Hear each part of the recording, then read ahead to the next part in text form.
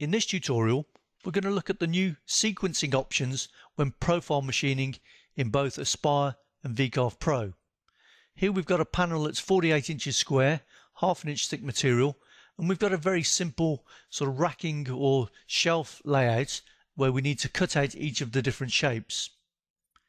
If we swap from the Toolpath tab, from the drawing tab on the left to the Toolpath tab on the right, click and drag to select all of the different shapes. I always recommend checking the material properties. So material settings here, half inch thick material, Z0 is on the surface, and we've got a retract height of 1/8 of an inch. That's fine, so click OK. Next we're going to create a profiling toolpath to cut around the outside of each shape. We're going to cut all the way through the material, so the cut depth is half an inch. Select the cutter, we'll profile around using a 1/4 inch end mill. We're going to run around the outside of each shape, and we're going to use conventional machining. So we're going to go anti-clockwise around each of the panels. Now the main thing to now look at is the tab for ordering. So we can order the sequence in which each of the pieces is cut out.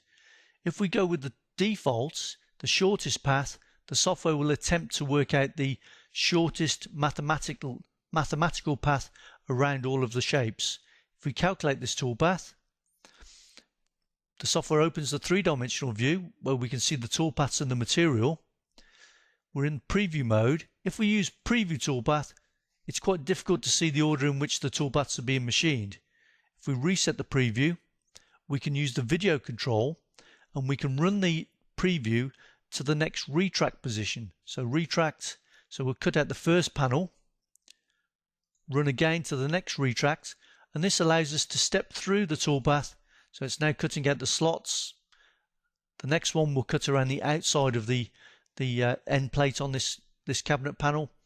We'll do the same again, so stepping through, and we can see the cutting sequence order very easily, and finally the stars are being cut out in the top right hand corner. Now that may be fine for some projects, but if you're using a vacuum table, for example, the little stars may be difficult to hold down, so they may be the first shapes that you wish to cut out.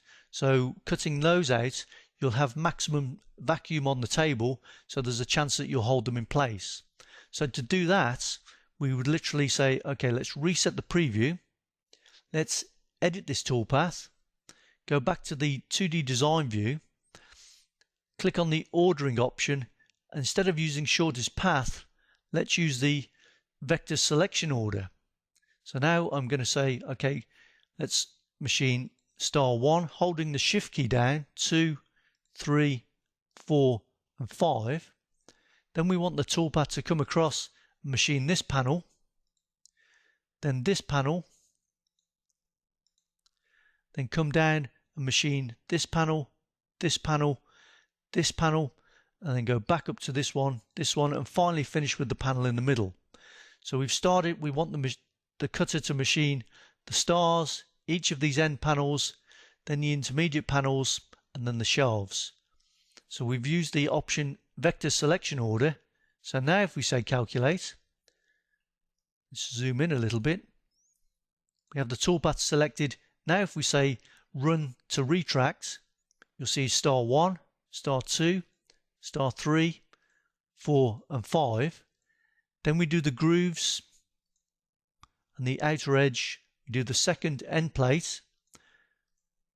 So the software is cutting in exactly the order that we've specified. And this can be quite important when using vacuum tables or machining production parts where you want to be able to take a number of the components off the table while the machine's still running and cutting parts out. So the key to this, profile machining, order, and you've got options for, you can say selection order, we can force it to cut from left to right, or from bottom to top, or shortest path, or a grid option.